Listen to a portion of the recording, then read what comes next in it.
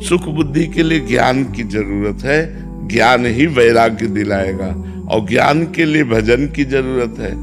सत्संग सुनो और खूब भजन करो डटकर। बिना भजन के अध्यात्म का कुछ नहीं जान पाओगे। जो भजन करते हैं वही अध्यात्म को समझ पाएंगे, बिना भजन के अध्यात्म को नहीं समझ पाओगे। तो जो हमारे अंदर गलतियां हैं वो सुख बुद्धि के कारण, जैसे किसी नशे में सुख बुद्धि, किसी शरीर में सुख बुद्धि, किसी पदार्थ में सुख बुद्धि, यही हमारी गलतियां होती हैं। तो उधर हम चाहते हैं कि यार गलत है ये, नहीं करना चाहिए, पर मन में कि सुख मिलेगा। जहां ये बात बैठ गई कि सुख मिलेगा तो ना चाहते हुए भी हमको बरबस करना पड़ेगा, क्योंकि सुख बुद्धि वहां हमारी है। तो जब ज्ञान हो जाए तो सुख बुद्धि नष्ट हो जाए। देखो, जब ज्ञान हो जाता है तो घृणा हो जाती है अंदर से, वैराग्य ना। जैसे उल्टी है ना, बमन, बमन कोई खाना चाहेगा क्या? उल्टी जिसे कहते हैं।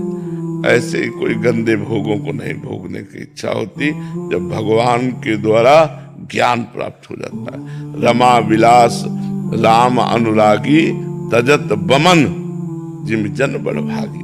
वो बड़भागी जन समस्त संसार के भोग विलास को वमन की भांति त्याग देते हैं। हम कहते हैं भोगों को धर्म युक्त भोगो, धर्म से कमाए हुए धन से विषयों का सेवन करो, अपने पति से अनुराग करो, वही तुम्हें परमार्थ पथ पे खड़ा कर देगा। अब पर पुरुष से या पर स्त्री से और बेईमानी का धन और मनमानी आचरण, तब तो नरक जाना पड़ेगा, फिर दुर्गति होगी। पति वंचक परिपति रति करई, रो रो नरक कोटि सत पड़े। वो सैकड़ों वर्षों तक, कल्पों तक वो रो रो नरक को भोगती है। जो स्त्री अपने पति को छल करके, पति से छलावा करके पर पुरुष, ऐसे जो पुरुष अपनी पत्नी से छल करके दूसरी स्त्री के साथ, ऐसी दुर्गति उसकी होती है। जो शास्त्रों में कानून लिखा है उसका दंड आपको मिलेगा, अभी मानो या ना मानो। तो ऐसे ही हमें चाहिए कि मन को डराना भी चाहिए कि अगर हमसे पाप हो गया तो हमें नरक जाना पड़ेगा, अगर हमसे कानून के खिलाफ कोई कार्य बन गया तो हमें जेल जाना पड़ेगा, हमारा जीवन बर्बाद हो जाएगा।